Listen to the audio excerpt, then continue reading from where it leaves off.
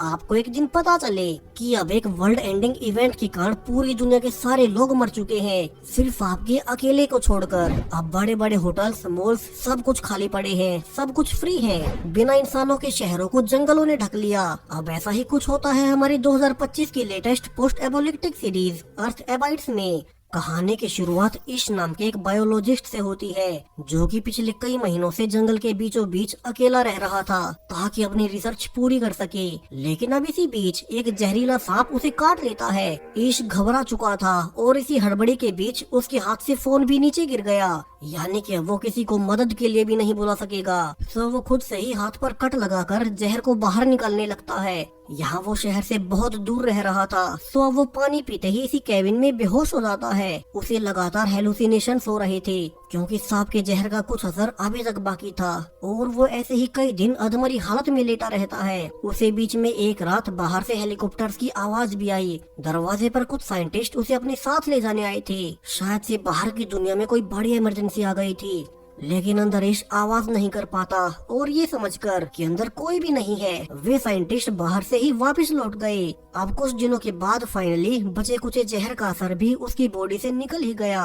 और वो खुद को हेल्दी महसूस करने लगता है। लेकिन क्या पता कुछ जहर अभी भी बाकी हो, इसलिए वो जल्दी से अपनी गाड़ी को स्टार्ट कर शहर वाले हॉस्पिटल में जाने लगता है। लेकिन अब शहर में जाते ही यहाँ तो सब कुछ बदला हुआ था। ईश देखता है कि यहाँ पर अब रोड्स पर कोई जिंदा इंसान नहीं है। पूरी दुनिया में तबाही फैली हुई थी। सड़कों पर हजारों गाड़ियाँ बंद पड़ी थी, उन गाड़ियों में सभी लोग मरे हुए थे। वो जल्दी से एक रोड साइन पर पढ़ता है। असल में पिछले कुछ दिनों में पूरी दुनिया में एक ऐसी बीमारी फैली जिसने चंद दिनों में सारी आबादी को मार डाला। अब कोई सरकारी नहीं है, न कोई नियम कानून बचे हैं। ईश रोते हुए जल्दी से अपने घर जाने लगता है क्योंकि उसे अपने पेरेंट्स को देखना था। उसे पता भी था कि वो खुद इस बीमारी से इसलिए बच गया क्योंकि वो पिछले कई महीनों से जंगल में अकेला रह रहा था। अब घर आते ही ईश देखता है कि यहाँ तो उसके पेरेंट्स ऑलरेडी कई दिन से मरे पड़े थे। अब वो कुछ देर रियलिटी को स्वीकार करने के बाद अपने पेरेंट्स की कब्रें खोदने लगता है ताकि उनके लास्ट राइट्स कर सके। अब आने वाले कुछ दिनों में वो समझ चुका था कि यहाँ उसके टाउन में अब उसके अलावा कोई जिंदा नहीं बचा, लेकिन उसे उम्मीद थी कि उसके अलावा और भी कुछ सर्वाइवर्स बाहर तो बचे ही होंगे जो कि शायद से उस बीमारी से इम्यून रह गए होंगे। इसीलिए अब सेफ्टी के लिए साथ में गन और बाकी सप्लाईज लेकर वो लास वेगास शहर में जाने लगता है। रास्ते में जो ब्रिज उसे शहर से जोड़ता था वो भी ब्लॉक्ड पड़ा था, तो इसको काफी लंबा सफर तय करने के बाद दूसरे रास्ते से लास वेगास में जाना पड़ता है। लेकिन अब ये शहर भी खाली पड़ा था। यहाँ दूर दूर तक कोई भी जिंदा नहीं है। बड़े बड़े होटल्स और कसिनोज खाली पड़े थे। सो ईश अब थक हार कर एक फेमस होटल में रुक जाता है। यहाँ अब चूंकि सब कुछ उसके लिए फ्री था तो वो महंगी वाइन्स पीने लगता है कि अब अगली ही रात उसके पास दो और सर्वाइवर्स मिल्टन और एन आते हैं जो कि उसी की तरह इस बीमारी से इम्यून थे। वे बताते हैं कि वे पिछले कई दिनों से ऐसे ही महंगे होटल्स में रह रहे थे। मिल्टन इसको आखिरी टीवी ब्रॉडकास्ट भी दिखाता है जिसमें अनाउंस किया जा रहा था कि वैज्ञानिक इस नई बीमारी का एंटीडोट नहीं खोज पाए, और इसके बाद विभिन्न देशों में गृह युद्ध छिड़ गया। लोग राशन पाने के लिए एक दूसरे को मारने लगे और सिर्फ कुछ ही दिनों में हर कोई मारा गया। ईश जान पाता है कि मिल्टन और एन ने आज पहली बार किसी और जिंदा इंसान को देखा है, यानी कि पूरी दुनिया में जिंदा बचे हुए लोगों की संख्या बहुत कम होने वाली है। वो ये भी जान पाता है कि इतने दिनों से अकेले रहने पर मिल्टन और एन की मानसिक हालत बहुत खराब है।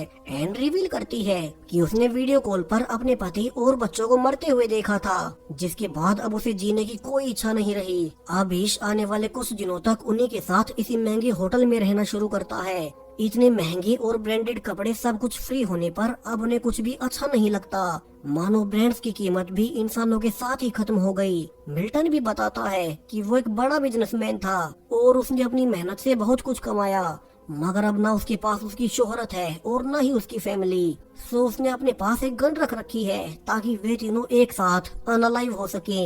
अब ये सुनकर तो ईश घबराकर बाहर भागने लगता है क्योंकि उसे अभी भी जीने की इच्छा थी, और उसे अपने पीछे दो गोलियां चलने की आवाज आती है, यानी कि मिल्टन और एन ने वो कर ही लिया। ईश फिर से अकेला हो गया। उसे लग रहा था मानो वो पूरी दुनिया में अकेला ही जिंदा इंसान बचा हो। तो वो बड़ी तेज स्पीड में गाड़ी चलाते हुए शहर से बाहर निकल आता है और यही रास्ते में उसे एक डॉग मिला।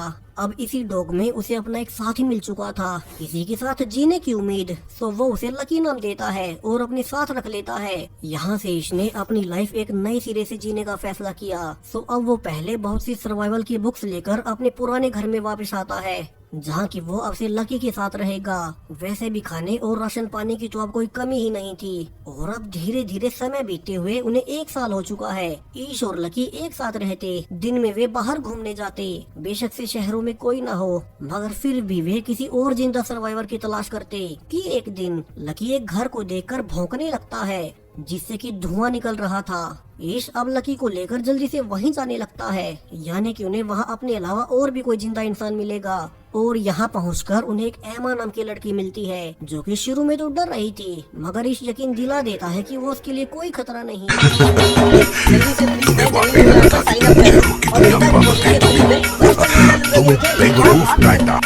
खतरा नहीं। वे एक दूसरे से जान पाते हैं कि पिछले 1 साल में उन्होंने एक दूसरे के अलावा और किसी को जिंदा नहीं देखा। वे इसलिए भी खुश थे कि अब उन्हें एक दूसरे का साथ मिल गया, वरना वे कितने अकेले थे। एमा भी यहाँ से ईश के साथ उसी के घर पर रहने आ जाती है। ईश ने यहाँ अकेला रहने से कुछ नहीं संभाला था, तो अब दोनों मिलकर उसके घर को रेनोवेट करने लगते हैं। यहाँ खाने का स्टोर भी पास ही था, तो यहाँ से वे अनलिमिटेड खाना ले पाएंगे। एक दूसरे से मिलकर उनमें जीने की एक नई उमंग जाग उठी। अब वे एक्साइटेड होकर उठते, अपने डेली के काम पूरे करते। यहाँ उन्होंने अपनी हॉबीज भी डेवलप कर ली थी, ताकि वे बोर ना हो। वहीं इसके अलावा उन्हें ये भी पता था कि अगर वे दुनिया के आखिरी बचे हुए कपल हुए तो उन्हें ही आबादी को आगे बढ़ाना पड़ेगा। वहीं अब तक इंसानों के विलुप्त होने के बाद जंगली जानवर शहरों तक आने लगे थे। समय के साथ ईश ने घर में सोलर पैनल्स भी लगाने शुरू कर दिए, ताकि उनका घर पूरी तरह से रेडी हो जाए। वहीं कुछ ही दिनों में एमा भी ईश के बच्चे की प्रेग्नेंट हो चुकी थी। एमा बहुत खुश थी कि अब उन्हें जीने का एक और कारण मिल जाएगा, जबकि ईश स्केप्टिकल था कि उन्हें अपने बच्चे को इस पोस्ट एपोलिप्टिक दुनिया में लाना भी चाहिए या नहीं। इसके अलावा उन्हें इस बेबी की डिलीवरी भी करनी थी। सो ईश पास की लाइब्रेरी में जाकर बेबी पैदा करने की बुक्स पढ़ने लगता है। समय के साथ उनका घर हर ओर से सेफ हो चुका था। उनके घर पर सोलर पैनल्स लग गए, सो अब वे खाने को फ्रीजर में स्टोर कर पाएंगे। उन्होंने बहुत से चिकन्स और पालतू जानवर पाल लिए थे, जिनसे उन्हें अंडे और दूध मिल रहा था। उनके पास एक बड़ा हरा भरा गार्डन एरिया था। आसपास की हवा भी इंसानों के बाद साफ हो गई, यानी कि उनकी लाइफ लिटरली परफेक्ट हो चुकी थी। लेकिन अब समय के साथ उन्हें एक बड़ी प्रॉब्लम का सामना करना पड़ता है। दरअसल उनके आसपास के एरिया में चूहों की संख्या दिन प्रतिदिन बढ़ती ही जा रही थी, और अब तो वे उनके घर के पास भी आने लगे थे। तो वे अपने घर के आसपास के सारे कूड़े को जलाने लगते हैं, ताकि चूहे दूर रहें। लेकिन जब ये तरीका भी काम नहीं करता, तो उन्हें अपने घर को अंदर से सील करना पड़ता है। रात को एमा कहती है कि वे जल्द ही चूहों का कोई न कोई इलाज ढूंढ लेंगे। वैसे भी अभी तो वो अपने होने वाले बेबी के लिए खुश है, और आने वाले कुछ हफ्तों में ईश आसपास की बिल्लियों को उठा लाता है, जिससे कि टाउन में चूहे खत्म होने लगे। और आखिरकार वो दिन आ ही गया जब एमा को बेबी पैदा होना था। दोनों ने इस दिन की बहुत तैयारी कर रखी थी। सो इसके मदद करने पर उन्हें एक हेल्दी बेबी गर्ल पैदा होती है। वे खुश थे और वे टाउन में जाकर अपना एड्रेस पेंट कर देते हैं, ताकि अगर कोई और बचा हुआ इंसान उनके टाउन में आए तो वो खाने और पानी के लिए उनके घर आ सकते हैं। और अब धीरे धीरे 6 साल बीत चुके थे। आज जब ईश अपनी गाड़ी से जा ही रहा था कि रास्ते में उसकी गाड़ी के सामने एक जानवर आ जाता है। दरअसल अब जंगलों और शहरों में कोई बाउंड्री नहीं बची, तो अक्सर जंगली जानवर शहरों तक आते ही रहते हैं। अब ईश भी उसे देख ही रहा था कि इसी बीच उसे एक लड़की दिखाई देती है, जो कि डरकर उसे दूर भाग रही थी। ईश भागकर उसे जल्दी से रोकता है कि वो उनके घर चले, लेकिन वो लड़की कुछ ज्यादा ही डर रही थी, और वो ईश के उसे सेब देने पर समझ जाती है कि वो उसे कुछ नहीं कहेगा। तो वो उसके ट्रक में पीछे बैठकर घर तक आती है। यहाँ तक ईश और एमा ने 2 बच्चे पैदा कर लिए थे। बड़ी बेटी हेदर के पैदा होने के 2 साल बाद उन्हें एलेक्स भी पैदा हुआ। वही एमा तो अब तीसरे बच्चे से भी प्रेग्नेंट है। अब लगता है कि पूरी दुनिया की आबादी यहीं तो बढ़ाएंगे। खैर, अब इसके अलावा उनके टाउन में लिखे एड्रेस के बाद 2 और सर्वाइवर्स उनके साथ रहने आ गए, जॉर्ज और मरीना। हालांकि वो नई लड़की अभी तक डरी हुई थी और वो ट्रक से नीचे नहीं उतरती। यहाँ बाकी सभी ज्यादा जोर जबरदस्ती नहीं करते, और वो लड़की आज की रात उसी ट्रक में ही रही। अब सुबह जब मरीना उसे खाना भी देने जाती है तो वो घबरा जाती है। सो मरीना उसे अपनी कहानी सुनाती है, कैसे वे भी एक साथ ही भटक रहे थे। फिर उन्हें ईश और एमा का एड्रेस मिला और फिर वे पिछले कई सालों से यहीं आराम से रह रहे हैं। यहाँ किसी चीज की कमी नहीं। अब उस लड़की को नहाने का कहकर मरीना उसके सामान से अजीब सी ड्राइंग्स देखती है। इसके अलावा एक लेटर भी था जिसमें कि उस लड़की का नाम ईवी लिखा हुआ था। अब मरीना ये लेटर सबको दिखाती है, जिसे कि ईवी की माँ ने लिखा था कि जिसे भी ईवी मिले वो उसका ध्यान रखे। दरअसल जब वो बीमारी फैली तब ईवी के पिता ने उसे फिजिकली हैरेस किया था, जिसने उसके मन पर गहरा प्रभाव छोड़ दिया। इसलिए वो हर किसी को देखकर डर जाती है। और एक दिन ईवी की माँ ने ही उसके पिता को मारकर ईवी को बाहर भगा दिया था। पांचों अब ईवी को अपनी फैमिली में शामिल कर लेते हैं। जल्द ही एमा को भी तीसरा बच्चा पैदा हो चुका था, जिसका कि वे जॉय नाम रखते हैं, क्योंकि उनकी फैमिली बढ़ती ही जा रही थी। वे आने वाले 1 साल तक खुशी खुशी एक साथ रहते हैं कि अब एक दिन उन्हें किसी के आने का सिग्नल मिलता है। तो सभी बच्चों को घर में जाने का कहकर सभी अडल्ट्स गन लेकर देखने जाते हैं कि ये कौन है। वे देखते हैं कि ये तो एक और सर्वाइवर्स का ग्रुप था जो कि टाउन में इसका एड्रेस देखकर आए थे।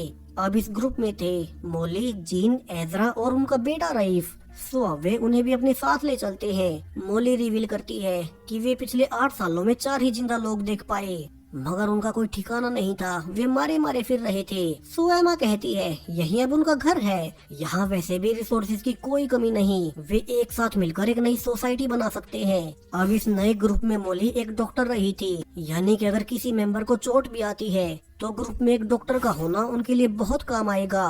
अगले ही दिन ईश नए मेंबर्स को रूल समझाने लगता है। अब चूंकि शहर और जंगलों में कोई बाउंड्री नहीं बची तो बहुत बार जंगली जानवर उनके आसपास घूमते रहते हैं। इसलिए जब भी वे बाहर टाउन्स में सप्लाईज लेने जाएं, तो उन्हें हथियारों और किसी न किसी के साथ जाना होगा।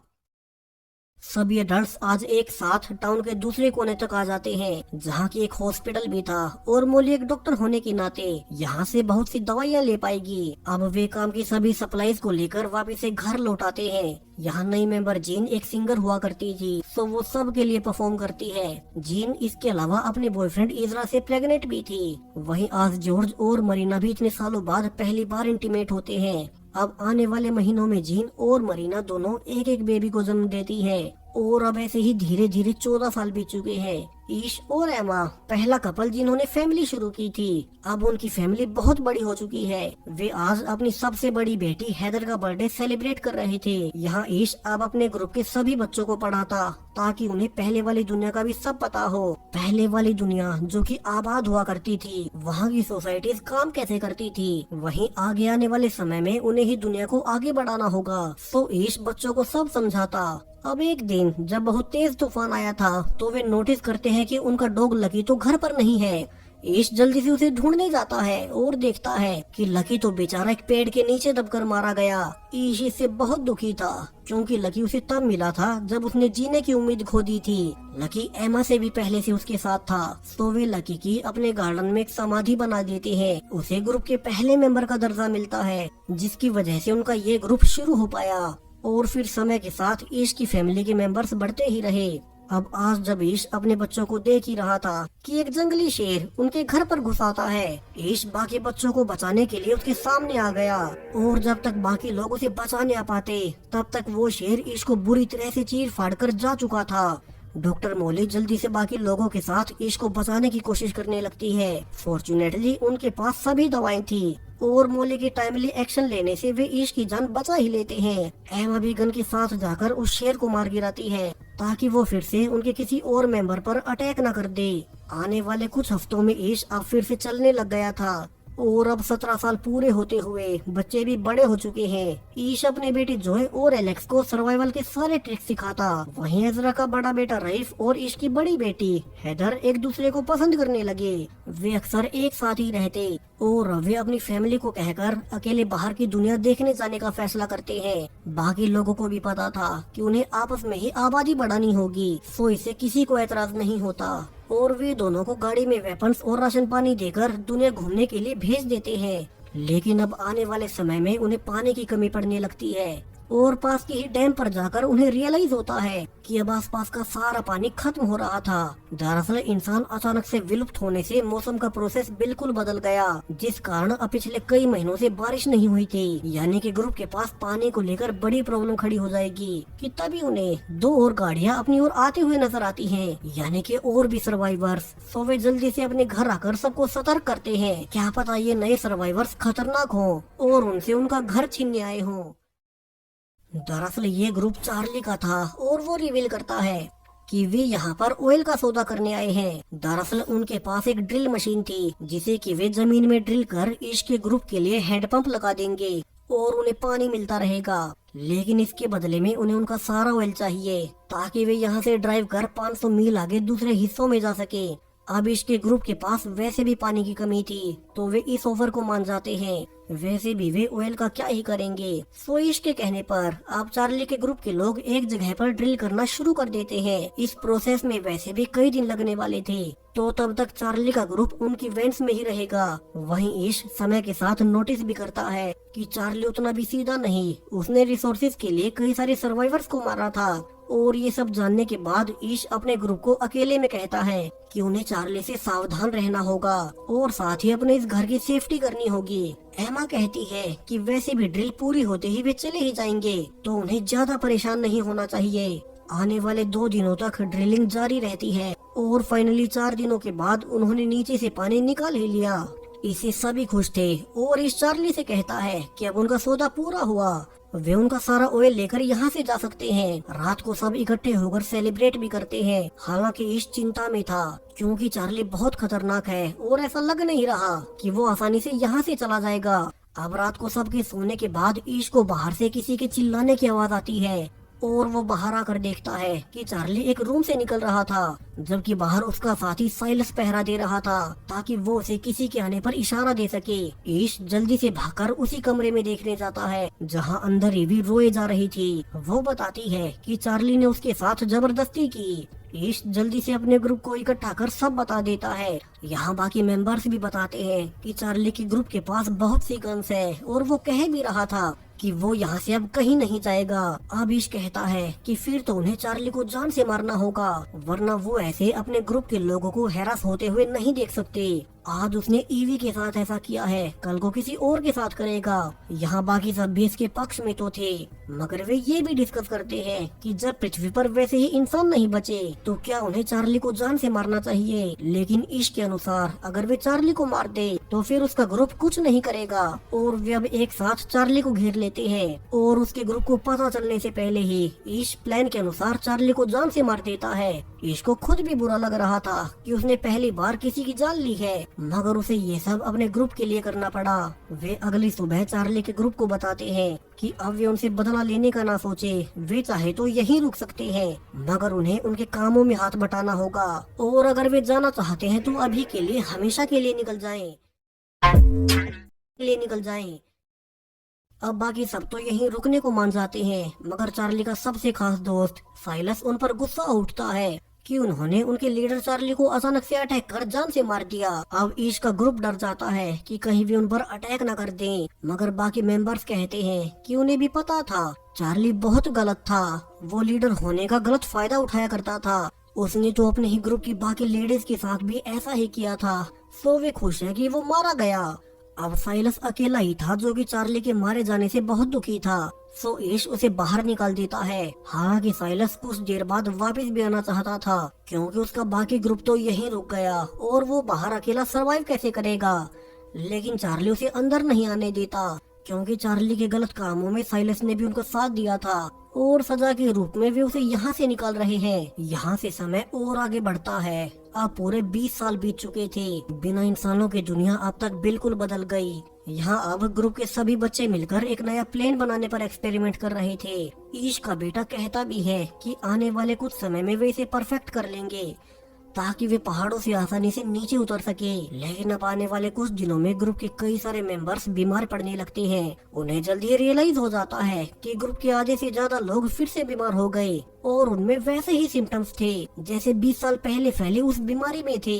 डॉक्टर मोली अब रिवील भी करती है कि वैसे तो वे उस बीमारी से इम्यून हो चुके थे, लेकिन अब समय के साथ वो वायरस और इवोल्व हो गया। हालांकि ये नई स्ट्रेन इतनी भी पावरफुल नहीं है, तो वो इसका इलाज ढूंढ लेगी। सो बचे हुए मेंबर्स बीमार लोगों की देखभाल करना शुरू करते हैं। यहाँ इसका बेटा जोई तो और बुरी हालत में था, जहाँ पूरा ही ग्रुप इसकी वजह से परेशान तो था ही कि एक दिन इसकी बड़ी बेटी हैदर घर अकेली वापस लौटती है, जो कि रीफ के साथ बाहर की दुनिया घूमने गई थी, और वो भी अब अपने ट्रिप के बारे में सब कुछ बताना शुरू करती है। वो रीफ अपनी गाड़ी लेकर बहुत सारे शहरों को पार कर आगे बढ़ रहे थे। वे हर रोज नई जगहों को खोज रहे थे, लेकिन हर बार हर एक टाउन उन्हें अबेंडन ही मिलता।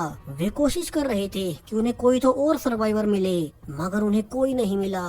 सो एक दिन जब वे एक पहाड़ी पर कैंपिंग कर रहे थे कि उन्हें एक आदमी नजर आया। हैदर उसके पीछे भी गई, लेकिन तब तो वो भाग गया, मगर बाद में पीछे से आकर उसने रईफ को चाकू के पॉइंट पर ले लिया, और उन्होंने पहचाना कि ये कोई और नहीं बल्कि साइलस ही था। वही साइलस जिसे कई साल पहले चार्ली की मौत के बाद ईश ने अपने ग्रुप से निकाल दिया था। सो उसी का बदला लेने के लिए उसने रईफ को चाकू मार दिया, जिसके बाद हैदर को भी उसे मारना ही पड़ा। मगर तब तक बहुत देर हो चुकी थी और रईफ ने दम तोड़ दिया। उसे वहीं बीच पर दफनाने के बाद हैदर ने वापस आना शुरू किया, और रास्ते में गाड़ी बंद पड़ने के बाद उसने अपना बाकी का सफर पैदल ही तय किया। यहाँ से उसे भी पता चलता है कि आधे से ज्यादा मेंबर्स उसी बीमारी से ग्रस्त हो गए, जो कि 20 साल पहले फैली थी, मगर ये वेरिएंट पहले जितना पावरफुल नहीं रहा।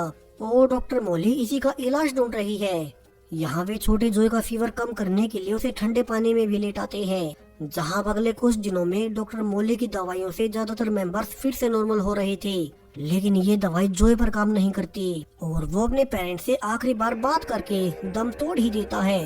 अब ईश इस घटना से बिल्कुल टूट चुका था। जोई के अलावा भी उनके ग्रुप के 3 और मेंबर्स मारे गए थे। अब एमा अकेले में ईश को समझाती है कि जब उनके पास कुछ नहीं था, तब सिर्फ उन दोनों ने मिलकर रहना शुरू किया, और अब तो उनके पास उनका पूरा ग्रुप बन चुका है, और वे ही आने वाले समय में पृथ्वी को फिर से आबाद कर देंगे। सो उन्हें हिम्मत न हारते हुए ग्रुप के बच्चों को रेडी करना होगा। ईश अब अकेला एक पहाड़ी पर जाकर सनराइज देखता है। उसे अब महसूस हो रहा था कि 20 सालों के बाद दुनिया कितनी बदल गई। वो वापस जाकर अपने बच्चों को स्पीच देता है कि अब तक वे गलत दिशा में आगे बढ़ रहे थे। वे पहले वाली दुनिया के जैसे बनने की कोशिश कर रहे थे, मगर अब दुनिया वैसी बची ही नहीं है। सो उन्हें प्रकृति के हिसाब से सीखना होगा। अब उन्हें नेचर ही सिखाएगा। अब से उन्हें वो सीखना होगा जो उन्हें इस नई दुनिया में रहने में मदद करे। और अब वे एक साथ मिलकर रेडियो को फिर से चालू करने लगते हैं, ताकि वे आपस में एक कम्युनिकेशन बना सके, जहाँ से वे एक साथ मिलकर अपनी नई इंसानी सोसाइटी खड़ी करेंगे। वे सोशल इवेंट्स रखेंगे ताकि बच्चों को पता लग सके कि कैसे इंसान एक सोशल जीव है। और वे आसपास जाकर बर्बाद हो चुके शहरों को अपने हिसाब से रेनोवेट करना शुरू करते हैं, ताकि वे इस नई दुनिया की नई सोसाइटी शुरू कर सके, जहाँ अब धीरे धीरे इस नई दुनिया को 50 साल बीत चुके थे। बूढ़ा ईश अपने पोते को कहता है कि ये नई इंसानी सभ्यता उन्हीं की वंशज है, जिसे अब उसे आगे